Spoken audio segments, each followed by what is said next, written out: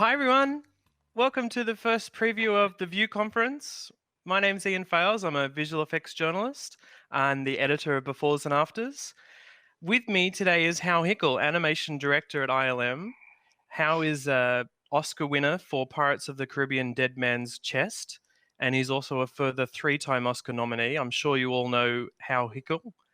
On The Mandalorian, he was the animation supervisor. Welcome, Hal.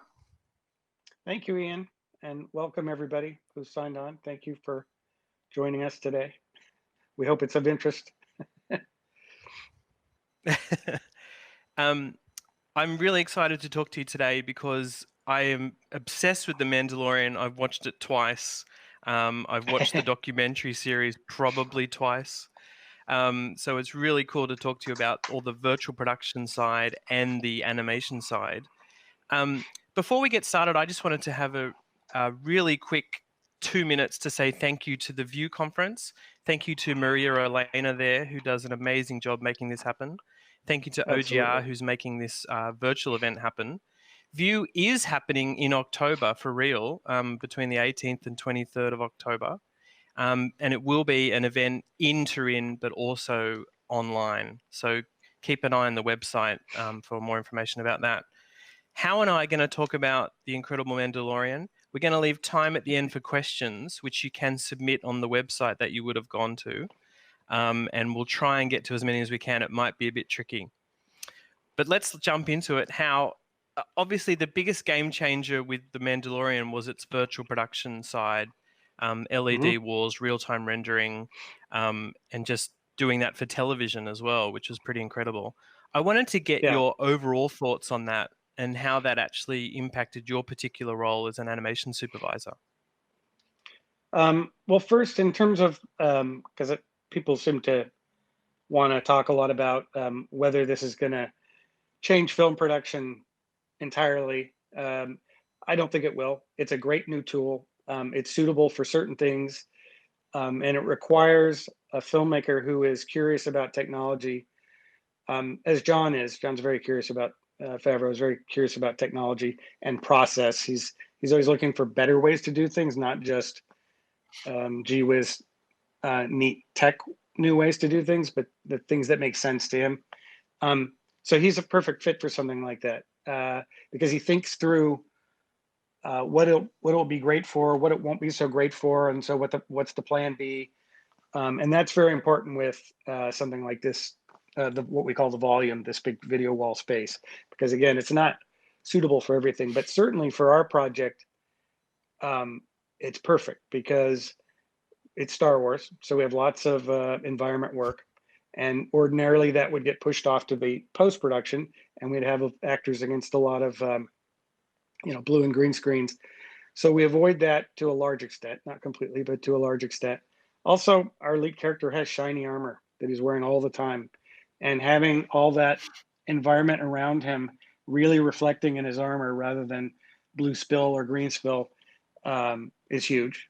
But that's specific to our project, obviously. But it is a big win. Now, in terms of how it affects my job as animation supervisor, at this stage, not all that much because the creature work and spaceships and robots and all the things that I'm worrying about on the production are still largely done in post. Now that may change. We've talked about all kinds of different interesting applications of the volume that relate to character work. I'm excited to start using it down the road for characters that are not human scale. So you could have, for instance, in an adjacent motion capture space, a performer, and that performance is driving in real time a character that's being rendered in real time and put on the volume, and the people standing on the volume look at it, and it could be it could be King Kong, it could be 50 feet tall, and their eye lines are correct, and they're looking at it at this big thing. And I'm excited to use it for things like that, but we haven't yet. But that's a possibility. So on Mandalorian, again, largely my role was very similar to feature film projects that I've worked on. And we lots of meetings with John and the directors ahead of shooting to strategize how the scenes will be shot that are going to include creatures and so forth. Working with the previous team to get sequences sort of working from an animation standpoint. John's very keen. He likes the sort of feature animation paradigm where you're honing in story reel form or in 3D previs, you're honing the story, not just tech vising big visual effect shots. So that's been fun on this because I get to be involved in story more than I sometimes am. You know, working in post production where we're not often called upon to give opinions about story structure or the way a sequence is working in terms of the editing and stuff. And John's very inclusive and he likes everybody to kind of speak up, and he's fine with people kind of getting out of their lane a little bit. And so it makes his projects really fun to work on. But anyway, so there are some animation things that cross over. Occasionally we'll, like in season 1, is it episode 7 or 6, where they go to the Roost, that space station that's kind of a chop shop out in the deepest parts of space.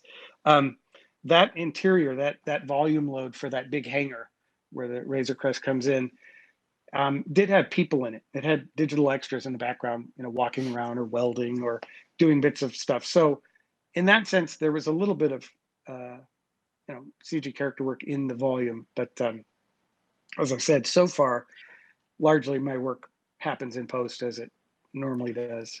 Yeah. I've always been interested in that, and I'm sure you're taking it further for season 2 and other shows. You can do a lot of prep on the environments for virtual production, and you know a lot also happens on the volume in terms of the brain bar and how it's been used. But I was wondering what you would like to do with characters live, and you've sort of mentioned that already. What does real time and what does the setup allow you to do at the moment, and what would you like to do? I mean, one of the barriers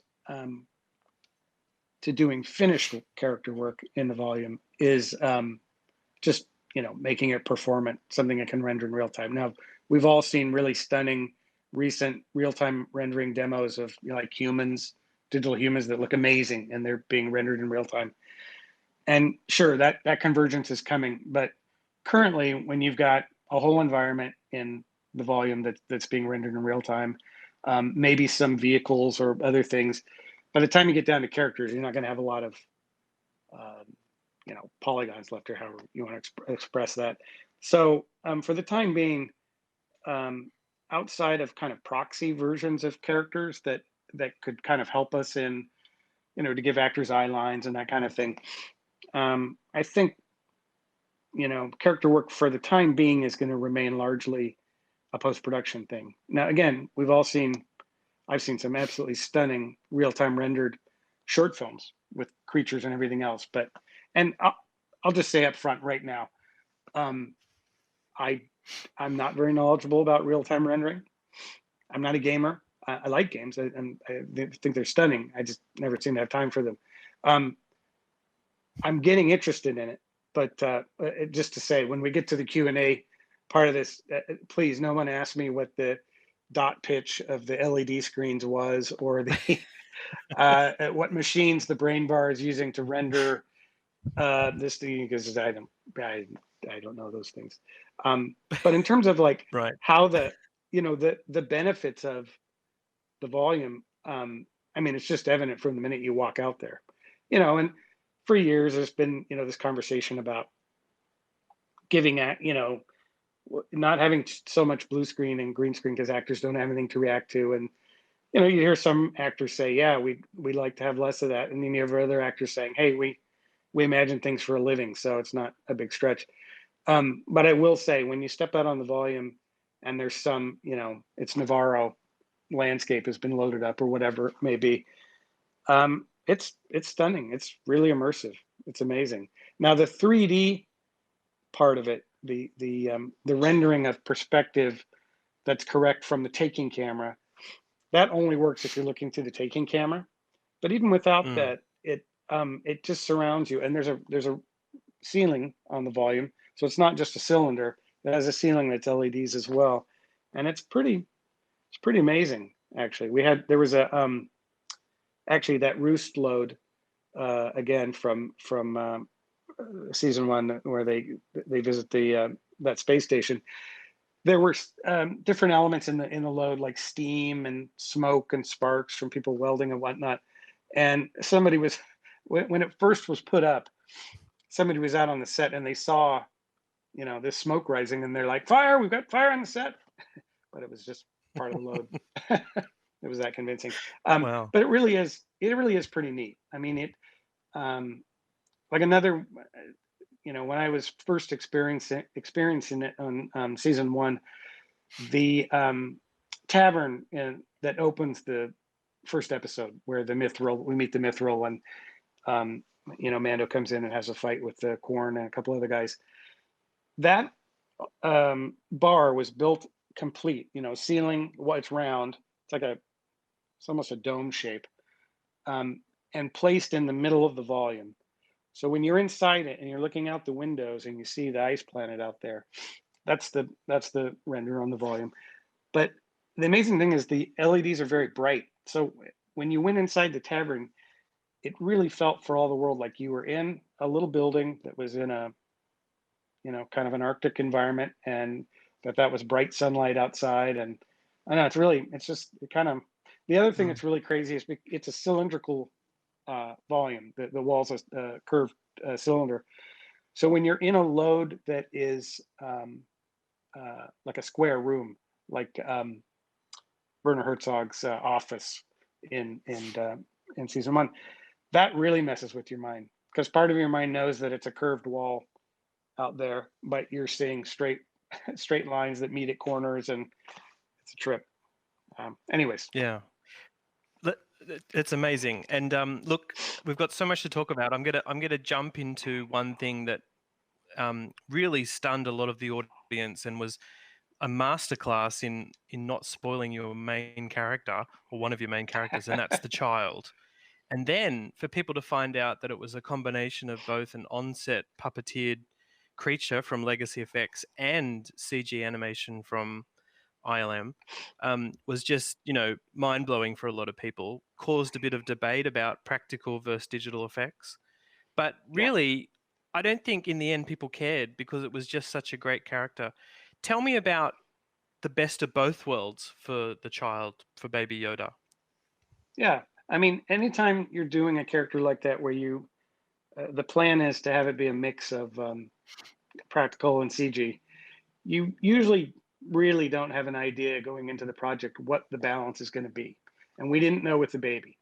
So, and just due to the way the run up to beginning of shooting, as things often happen, we couldn't have a nice, clean, linear process of building the physical baby, scanning it, then going to CG. We actually had to be kind of building our CG baby while Legacy was building their practical baby. Now we did get scans of sculpts of theirs and things to help us, um, but it was like two things in parallel, and at a certain point we had to bring them together and make sure that our CG baby was a dead match to the puppet. Anyways, so all that just to say that going into it, none of us, not John or anyone else, had a firm grasp of how much the puppet was going to play versus how much we were going to have to go CG. And it wasn't until they were into shooting, some ways into the season one shooting, first unit shooting, that they really started to have confidence with the puppet and could see that it was really very winning. Everyone loved it, and it looked great on screen, and it was going to work. Now, in the meantime, we had jumped into some early scenes, like the very first scene when the baby is revealed and he kind of pushes the blanket down. That's a CG baby, and it kind of tickles me because that image of him in the pram got used for a number of stories that were um, touting the practical effects. Now, it didn't bother me because our job, like once we all knew that the puppet was the thing, that was the baseline for the character, and that it was really working. Our job on the CG side was to make sure, hopefully, you never knew when we were switching it up. And generally, we were switching it up because of certain limitations of the puppet, like if it needed to walk or run, um, and just generally things like that were sort of freestanding out away from things. Although they've gotten much better at that, and I suspect actually that we'll be doing less and less CG shots of the baby as we progress, which is fine with me because the puppet is a massive success. I told John Rosengrant as soon as the first episode came out, I'm like, dude, you guys have a hit on your hands. This puppet is amazing, and it really is. It's It's beautiful, amazing. and it's also down to the design. Obviously, is a huge part of it. And Doug Chang and his group worked very hard on it. John had really great, I think, smart ideas about it. That some of which were a little counterintuitive to me going into it. Like I imagined that because he had these great big eyes, that we'd want a nice sclera, white of the eye. So when he looks this way and that, we get a nice strong eye direction, and it's kind of cute, right? It's a form of character appeal to have that. Excuse my sniffling today. I'm having some kind of allergy thing.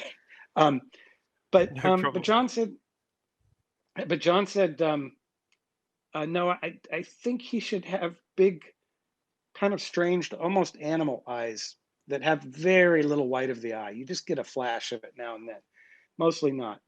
And it was a kind of a John had this idea of it being cute, yeah, but also a little weird.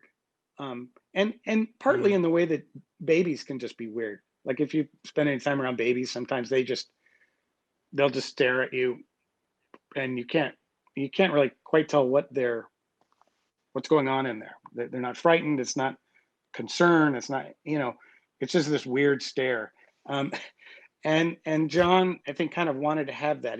He never wanted the kid to be intentionally cute. Like we would do gags or jokey things that made him look cute. No, never. He's just kind of inherently cute because by design. And so then he can be kind of weird, like, swallowing a whole frog and and eating it. He's always eating disgusting things. And and the other thing I remember talking to John about was that the relationship between the baby and Mando should be kind of tough. So we were looking at movies like Paper Moon with Tatum O'Neal and Ryan O'Neal, and they have kind of a tough kid adult relationship. It's not real warm and fuzzy, and that's kind of how it is with Mando. I mean, he's not really equipped to raise a child. He cares for this little being, obviously, and he's going to protect it with his life, but but he's not oohing and awing and cooing over it and cuddling it and snuggling with it. It's like, hey kid, get in your seat, we're taking off. It's that kind of thing. And so that we talked about that a lot. um yeah. I It's think almost I'm getting off track now. no, no, no. That's great. It's almost though that we do appreciate the cuteness just as an outsider, and then we do see that relationship blossom, obviously. Yeah. But both the practical and digital side did a great job of selling that emotion. I wanted to keep going with some of the other characters that you oversaw. Yep. Another of my favorites is, of course, IG-11. Um, uh, Tell me about that character, because I'm curious what you thought about both in terms of personality and also just practical, technical bringing to life of that character. Could mocap have been a thing? What else Right. could more practical have been a thing? Tell me about those sorts of decisions you had to make with IG-11. Yeah. He's a classic example of this thing John likes to do, where he takes an obscure or you know relatively obscure character, creature, vehicle, or something from the original trilogy, and then puts it front and center and gives it a whole, story arc across the whole season. And IG-11 isn't IG-88, but it's that kind of droid, and he was, same with the Ugnaught. Quill is, we see Ugnaughts briefly in Empire Strikes Back, and John was like, let's make a whole character out of one of those. So with IG-11, we had I worked on Rogue One, and we did K2SO, and the plan with K2SO right from the outset was to have an actor on set. So essentially, it's motion capture. It's the on set version of motion capture, but we wanted an actor in that case, Alan Tudyk, to really create that performance. But in looking at IG-11, I mean, it's a really goofy design. You can tell, that IG-11 was built from spare parts. I mean, IG-88 was built from spare parts. You never saw him, he'd walk or move or anything because he couldn't.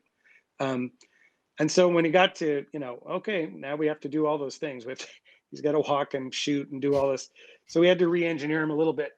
But he was so kind of rectilinear, so straight that Dave Filoni and I talked a lot about that we didn't want to use motion capture on this, and we wanted to come up with something really distinctive with keyframe animation. We worked with Hybrid Effects on IG-11, and Ken Steele was the anim soup there, and he did a great job.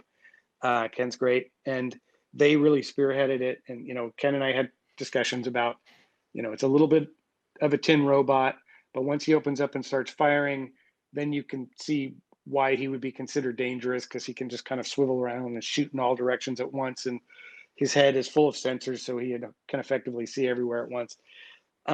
So that was really the fun with him, was coming up with non-human robotic motion that to begin with looks a little dorky. When he's walking into the camp, it's like, gazhook, gazhook, gazhook, gazhook, gazhook, stops.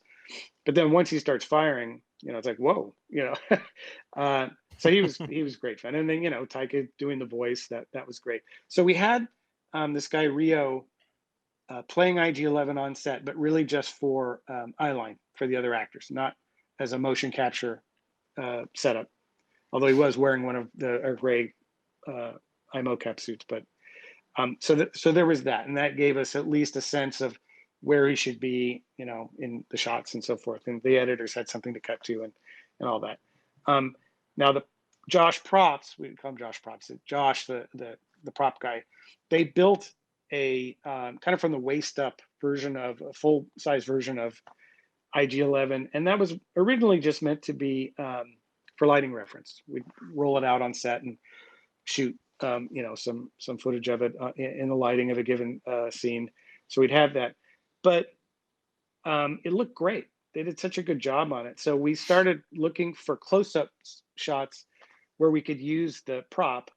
So we kind of mix it up a little bit and have some stuff that was practical and some stuff that was CG. Now, in the end, I think probably 90% of the shots are CG. And I think there's very little of the prop in there. But the prop was really useful. Like they hooked up some rods to the elbows so they could kind of puppeteer the arms from behind. And we looked at some of those takes where, an arm would come up and it would kind of have this slightly janky kind of animatronic jiggle. And when he when he come to a stop, everything would kind of jiggle and stuff.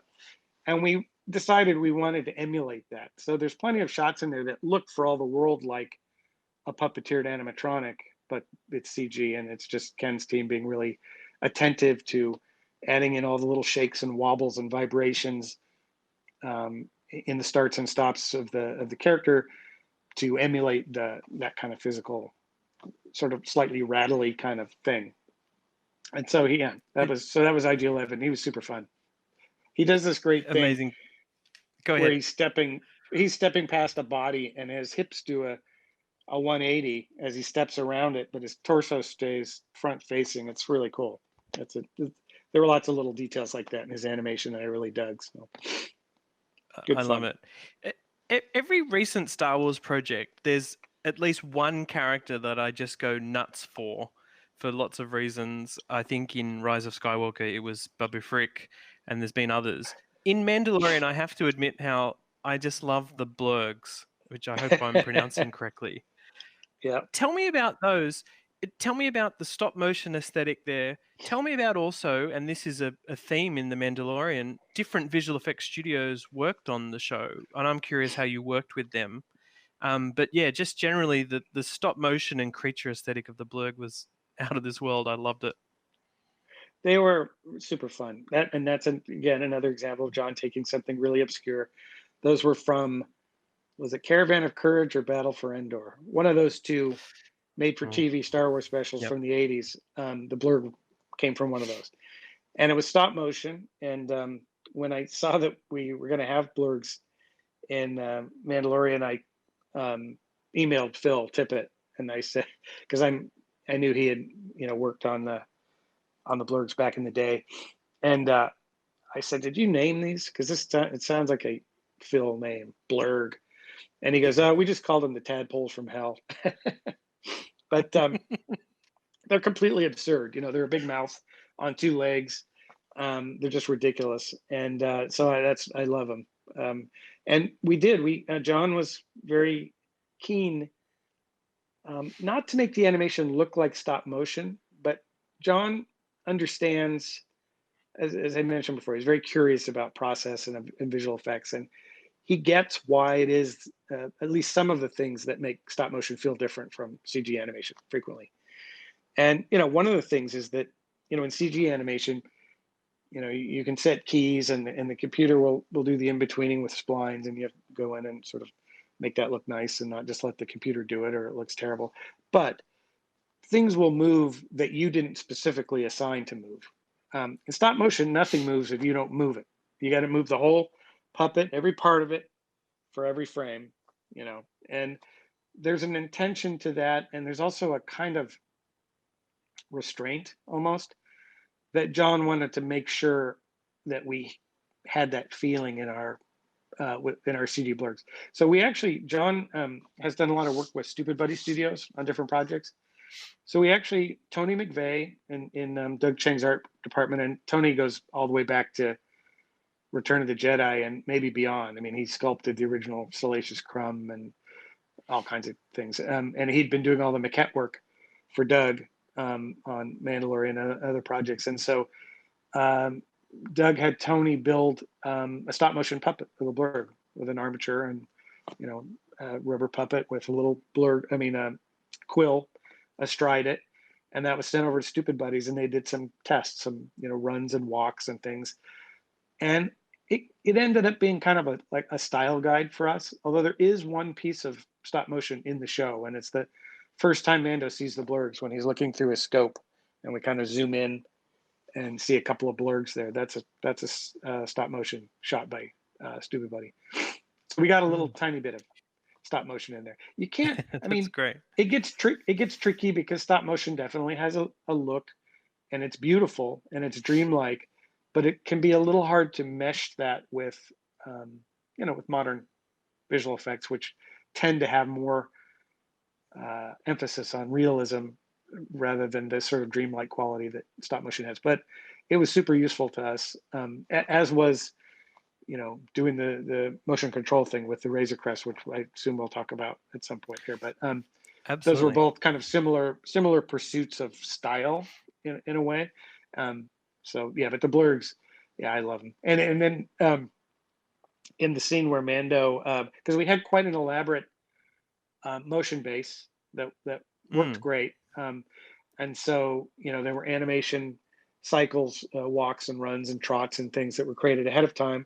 Those Maya animation curves drove the motion base with Misty Rosas, the actor that plays Quill, sitting on it, or Mando, Pedro, or as Mando, and that worked gangbusters. In fact, I'm just going to admit I've been on a lot of projects where there was discussion at the beginning of doing that, and in almost every case, somehow or other, the motion base kind of got sidelined, and we ended up with sort of a poor man's motion base on the day, and so it never works the way as it. It's just. And this time, they did it right, and I got to say, it was magnificent. Like the first time I saw one of the blurg anims married up with the plate of one of the characters riding it, I was like, God, that's fantastic.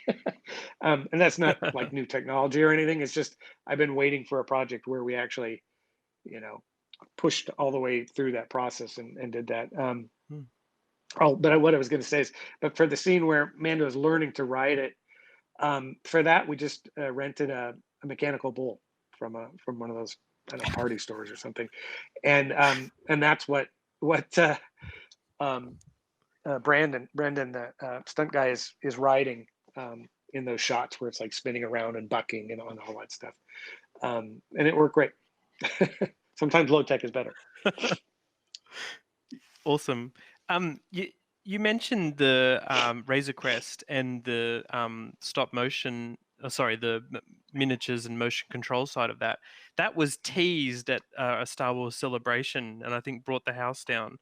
And then when we got into it and saw more of it, I just thought that was such a brilliant way to bring back that old school aesthetic.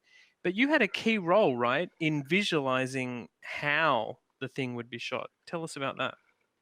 Yeah, I starting in Rogue One, um, a number of people at ILM actually had done some kind of deep dives into what make the spaceship visual effects in the original trilogy feel the way they do. And it isn't just because they're models. It's a whole bunch of things. Some of it is intentional. A lot of it is intentional artistic design. For instance, in the battle for Yavin, George famously used, in lieu of previs, which wasn't a thing back then, but even just drawn story reels, he used footage from other aerial war movies like Battle of Britain and Dam Busters, and cut those shots in, and those became kind of a blueprint. But that also established a kind of style on the work, a style of photographing aircraft, basically. Um, and so part of it came from that. Part of it came from the technology of motion control. So you've got a set of metal tracks, right, on which there's a carriage with a boom arm and a camera on a pan and tilt head, essentially. And this whole thing is run by a computer, although computer is not exactly the right word for what was running it back in 77, but same idea. And so you can record all the different axes, the travel down the track, the boom arm rising or lowering, the pan, tilt, focus, all get recorded in the system and can be played back with great accuracy and multiple passes, because you might have to shoot one pass of the model spaceship with beauty lighting, and then on a separate exposure with a different f-stop and some color filters and things, you're turning on the engine lights in the back and you're exposing those separately. And you need those different passes to all line up and register when they're exposed together. So that's what a motion control system is, and we see them a lot less nowadays, and so some people might be entirely unfamiliar with them. But because you have a set amount of track, and I think for the Dijkstraflex, which was this historic first of its kind motion control system that ILM built for Star Wars, I think they had about 40 feet of track. Um, the model of the Millennium Falcon for New Hope, for the first Star Wars, was about 5, 6 feet long. It was huge. They didn't have a smaller Falcon, so they were really limited on how much travel they could get of the ship, either coming toward camera or going away from camera.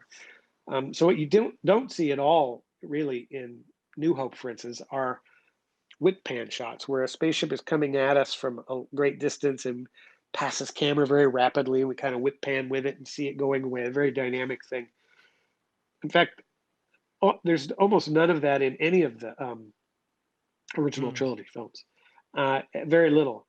And one of the things I love about ILM is the sort of continuity and the history of the company. There's an animator there named Pete Dalton, but Pete started out as a motion control operator on Jedi, actually.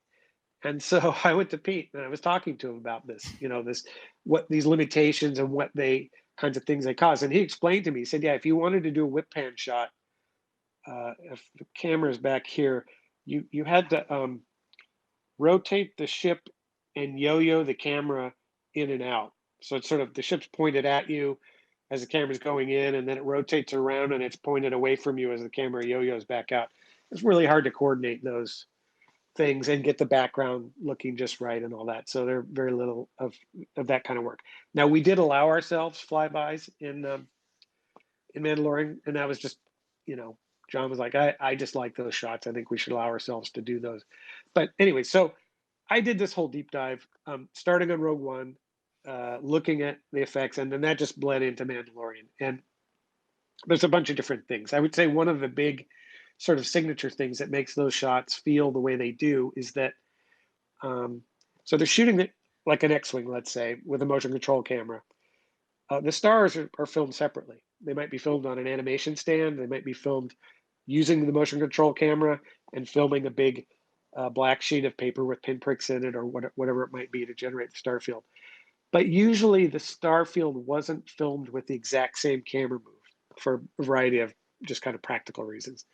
And so what you tended to have is you might have a shot with a ship that is not moving very much through frame. If we're using frame of my camera, like it's not really traveling very far, um, or very fast. But behind it, the stars are whooshing by in the opposite direction, and that gave a incredible sense of dynamism, and it makes it feel like a shot where you're shooting an airplane with a very long lens, and you're trying to keep the airplane in frame, so it's not traveling very much. But the clouds in the sky are rushing by because you're panning with it across the sky.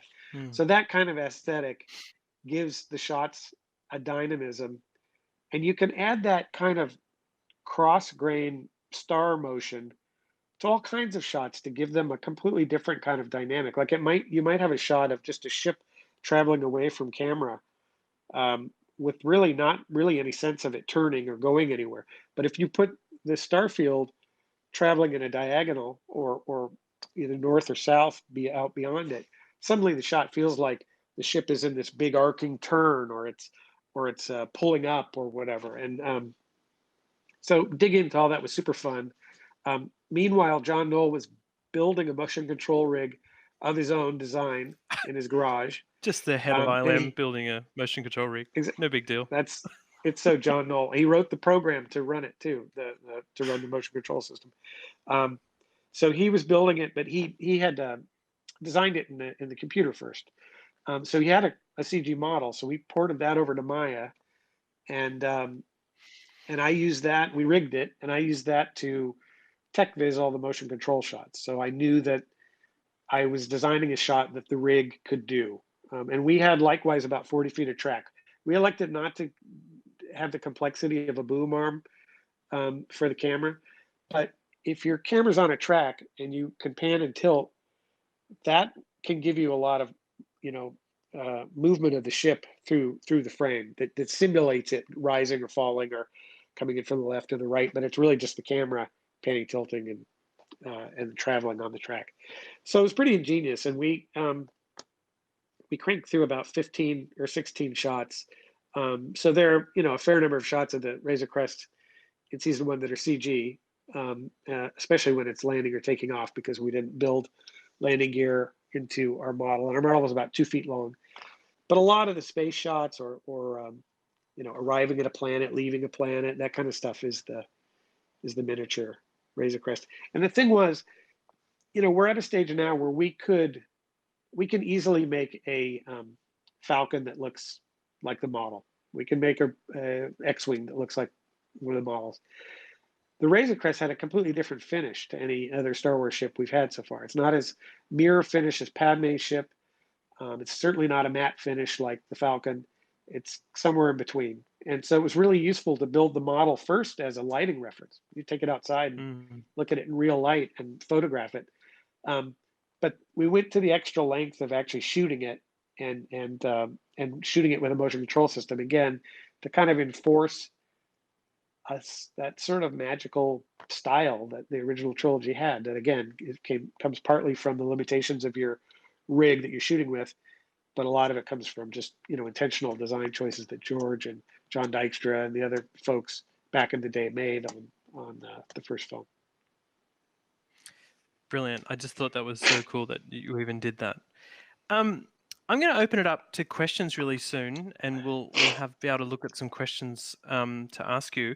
In the meantime, I just wanted to quickly go back to something I had mentioned, which was there's a bunch of visual effects studios contributed to the show, and I was curious Yes. how that worked for you working with all of them, because they all did a great job. It's not. They did. We had Pixelmondo, we had Hybrid, we had Image Engine, Ghost, important looking pirates. The list is long. There were a lot of great El Ranchito, a lot of great shops worked on season one. For me, it's not a lot different from reviewing the work that is being done at our ILM studios that are abroad. We have a new studio in Sydney, we've got Singapore, Vancouver, London, and the way that I review their work, we have a queue system for my reviews, and they come in. All the work from the vendors comes into that same queue system. So especially now that we're all working from home.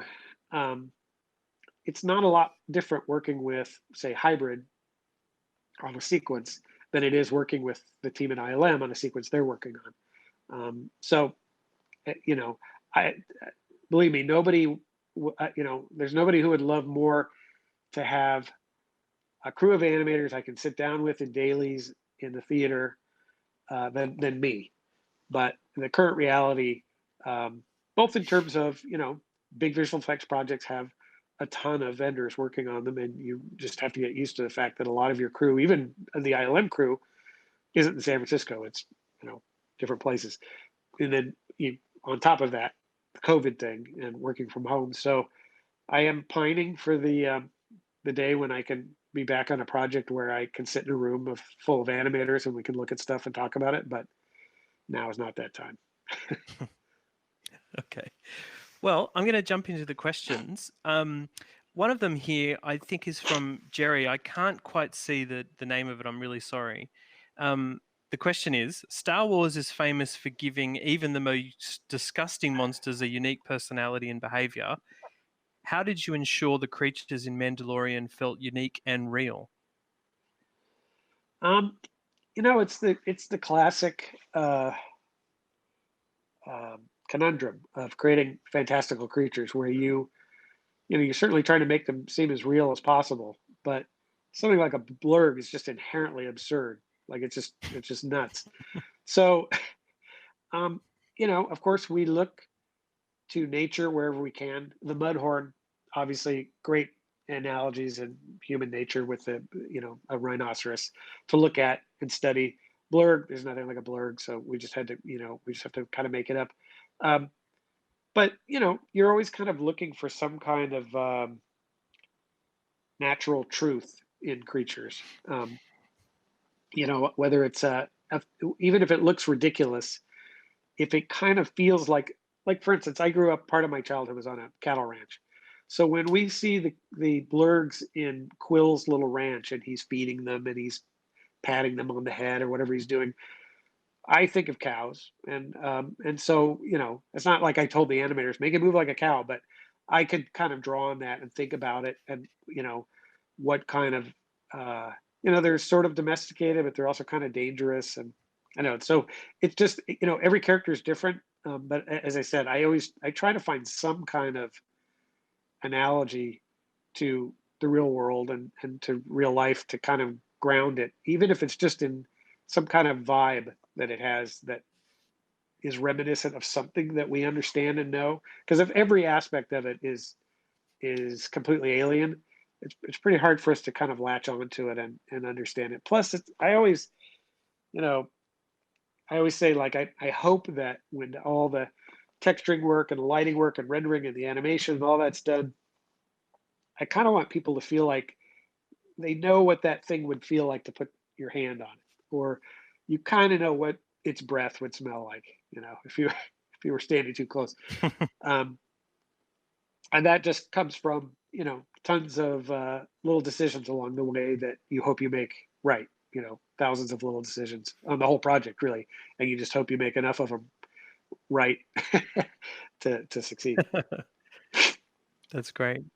Another question is, how long from shooting to post-production to release did you guys have to finish the effects for the show? And also, what was the most difficult effect in the show for you? Let's see. Like, I mean, we were already working on things, before first unit even started. But I think once first unit wrapped, I think we had around 6 months to finish it all, which is not very much because it's a heck of a lot of work. It's the 8 episodes were just shy of, I think, 4,000 visual effects shots, so 3,800 or whatever it ended up being at the end of the day, which is almost double a big tentpole summer VFX film. So that I would say for me that was one of the most challenging things of the project was the volume of work. I had not worked on a streaming thing before, a series. I'd always just worked on features. So, and a lot of things about it were really cool. Like one of my favorite things in my job is to get to know directors. And so this is a project where I get to meet a bunch of different directors. I don't maybe get to spend as much time with any one of them as I might usually, but it was awesome. You know, Deb Chow and Rick and Taika and Bryce and Dave Filoni, of course. It was, you know, super fun getting to, work with each of them. So that was that was new to me, but really cool. But the volume of shots is daunting. Mm. and Yeah. I'm up to my eyeballs at the moment in season 2. So maybe that's why I'm sniffly today. I don't know.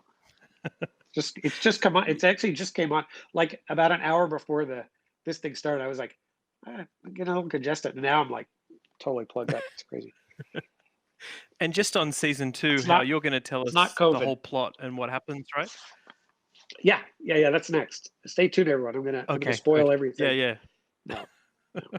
That was one of Um, my favorite things about season 1 was the the baby, not getting spoiled before the yeah. first episode bowed. I couldn't believe it that we were able to keep that secret. But anyways, sorry, Amazing. you had a I'm just looking at some more questions. There's definitely some virtual production ones. I'm going to ask you at least one of those, and knowing that you did mention that you're not necessarily the expert in that area. right.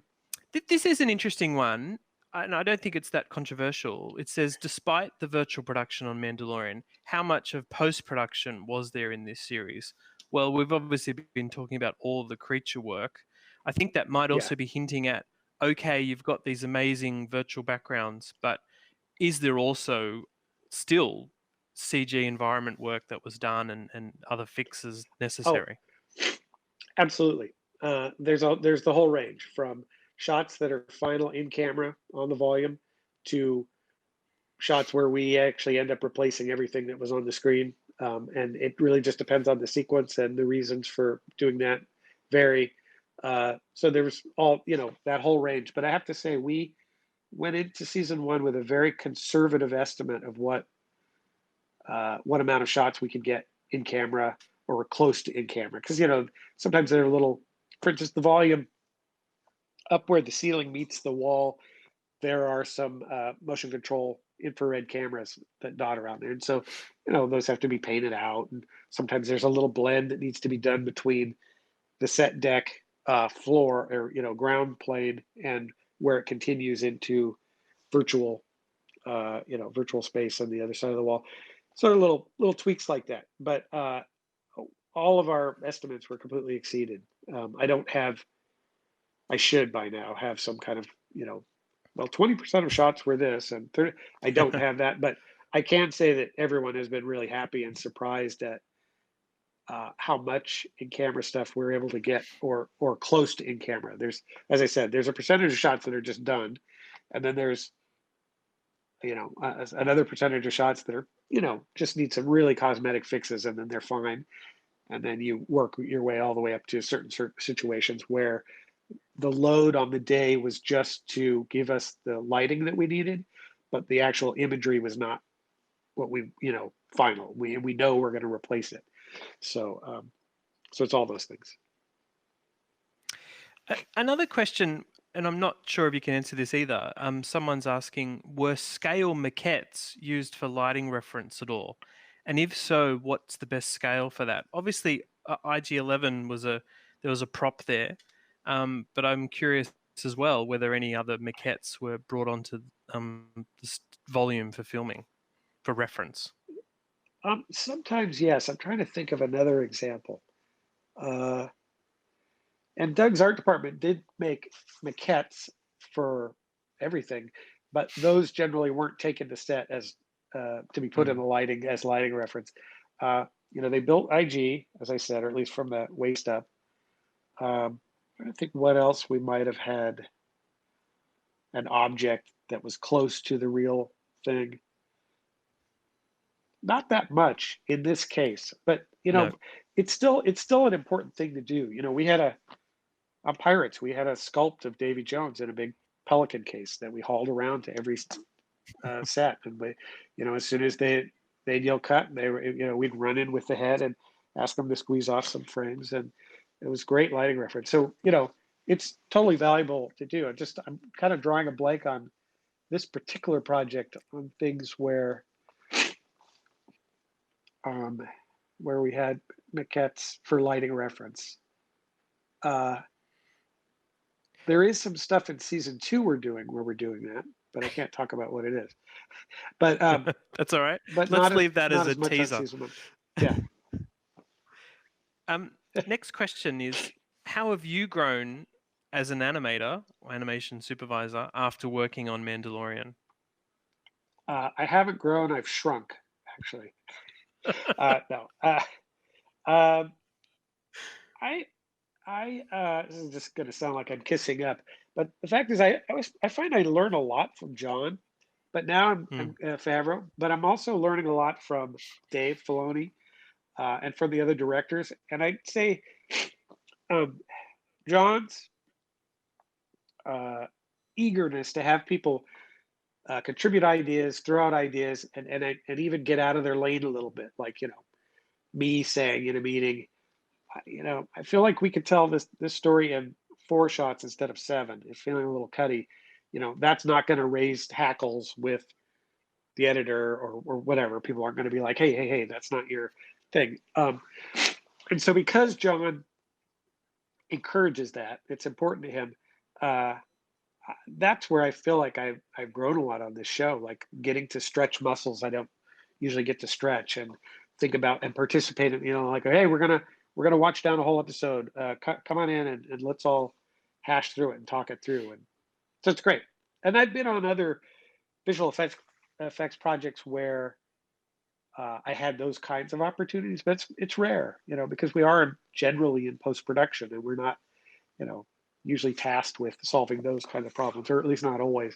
But that for me, that's been the big opportunity to learn on this project is getting to as I say, try out flex some muscles that I'm not often asked to flex. Another question, and I think this is a good one. Do you think virtual production allows for greater collaboration and input? How often did you find the animation team collaborating with the virtual production team? Fairly often. We had things we had to do where if we were traveling through some environment, we'd have to animate that path. Can you just give me 1 second? I'm gonna blow my nose. Give me 1 second. Of course. I know. Unfortunately, Hao has basically been working full on getting season 2 ready. So we're very thankful that he's doing this with us, but he's kind of in the middle of crunch time.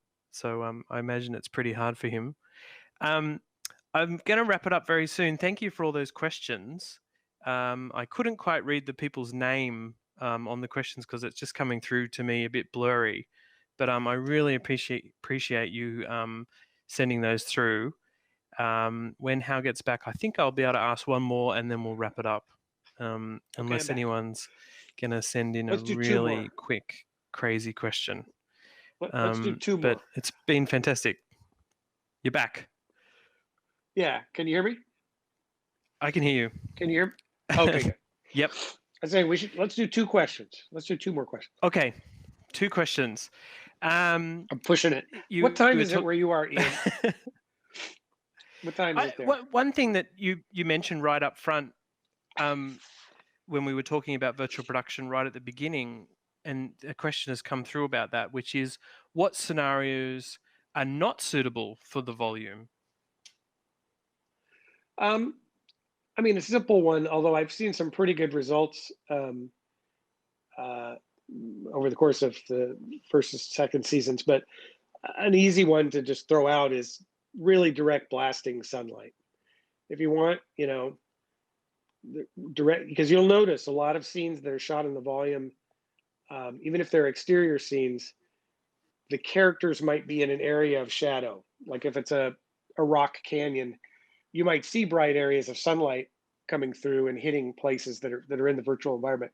But the area where the characters are standing are under is under some kind of overhang or something, so they're in the shadow of it. But if you really want the sunlight hitting them hard, we can pull panels and put in a fixture, but it's better to just go outside and shoot it. We have, you know, a lot of it has been made, and correctly so, of the volume, but we also have regular standing interior sets. We have a back lot where we go out and shoot things where we really want it to feel like, the sun blasting down. And also for, town kind of exteriors, a lot of times we just want to go outside and shoot those. So like the Nikto encampment and places like that were shot on our back lot. But it's the volume does the heavy lifting, I think, for most of the series. And one final question about that, which I think is a looking to the future question, and this is from Maru. We hear more about virtual production, and as people in VFX and post have to adjust to changing technology and needs, what's your recommendation for being better prepared to understand and engage with this technology? What's interesting, because it took a real like it was a so how to describe this, like there was a whole nexus of disciplines that had to find new ways to solve problems. So Andrew Jones, the production designer, Richard Bluff, the overall visual effects soup, our people from XLab, the people from the stage and just the normal camera departments and all that, all working together to figure out how to get the material designed ahead of time and have it look on the day like everyone expected it to, and match up with the set deck that the set builders and decorators had been working on. So there are a lot of like process things, like doing things in the right order, figuring out where to use virtual scouting stuff. So you walk past a room at the studios where we're making it, and there'll be like 4 people sitting in there with Oculus things on, talking, pointing at things that aren't there, but they're scouting a scene that's going to be shot in a few weeks, and they're planning out the what needs to be seen on the screen versus what's real, and what the dividing line is and all that. So like all those process, and it was I'm sure it was a bumpy road on season 1, getting figuring out the best way to do everything. But now they've got a great team together that really understands how to use the thing to the best effect, how to get material ready, and prepare it in the right way so it looks really great on the thing and all that. So all that just to say, what was your original question? Because I want to make sure I get back to it. I was kind of about as an artist, perhaps preparing yourself for the future of this technology, yes, and what things you could do to be better at it. I mean, I think clearly, if you want to be involved in this kind of tech, real-time rendering is where obviously the heart of it, right? It's so I think understanding that technology and what its future is and where it's headed, and that's a good road to be on for future visual effects artists, because I think even just for productions that aren't using an LED volume, real-time rendering is going to be making more and more and more inroads into visual effects work. So to me, that's the easy thing to point to say, if you want to kind of future-proof yourself, and if you're kind of up and coming now, familiarize yourself with the different rendering engines and how they work, and get yourself kind of connected with that whole world, which I have not, because I'm an animator. I mean, like a character. I mean, I'd like to, maybe if I get like a sabbatical at some point, which seems highly unlikely, but I can, sit down and learn to use Unity or something. My son knows how to do it. I just need to talk to him, I guess. I think people love hearing that an animation director supervisor of your status, Hal, still needs to learn new things. I actually think that's pretty cool, to be frank. Oh, it's the best. I mean, I'll be honest. I don't love learning new software. Like if they said tomorrow, okay, ILM's moving off of Maya, we're going to switch to some other thing, I'd be pretty grouchy about it because it's just like, and it's like, you know. But I do have to say, there's something really exciting about learning about something as game changing as real time rendering. You know, that world, like that's not just switching from one program to another. That's learning a whole new sort of methodology for doing things, and it's exciting. Like, I just selfishly, I really want our animation renders. You know, when we're just doing our quick renders, I want all that stuff to look way better. And when I look at how good game graphics are and they're rendering in real time, I just think, God, why? I want to leverage this stuff to make our, you know, just so they're more presentable for directors and Yeah. that. And it's just something we never seem to have time for. But it's coming. You know, it's making inroads here and there, and every show finds some new opportunity to make those things better. But for me, that's one thing I can't wait for, is like real Yeah. like animation scenes that are fast and responsive and look amazing, and you know, that'll be great. I mean, for the I think animator that, who's y- working, you know. yeah. I guess the takeaway from that is, yeah, go out and learn all this stuff. A lot of those game engines are free, or they are free, Yeah, and of course, ILM's doing incredible things with its stagecraft technology. So, and yeah, they do share quite a lot about how that works, which I think is really cool too. yeah. Um, And I mean, and that is how? exciting about Go ahead. the game engines being free, and you know, people can kind of just dive in and learn. I mean, you don't have to, and I'm sure there are a billion tutorials on YouTube already. So yeah, no, it's very exciting. It's not like the old days where it was like, well, if you can afford a Silicon Graphics workstation and you can, you know, it was very, it was not consumer friendly. But now, like, it's amazing. It's amazing. Mm. Hal, it's been so great talking about this show with you. I really appreciate you taking the time in your busy schedule. And yeah, I just wanted to say thank you so much. Thank you to View OGR. Don't forget about the actual View conference coming up Oh 18 no, to 23 October. We're also going to yeah, do a few more previews. One of those coming up is with Pixar's Dylan Sisson from RenderMan. And awesome. yeah, thanks again, Hal. It's been awesome, man. Okay, I hope folks found it informative. Thanks for tuning in, and thank you, Ian, and thank you, Maria Elena, for putting this all together. Okay, bye Thanks, bye. Hal. See you, everyone. Bye.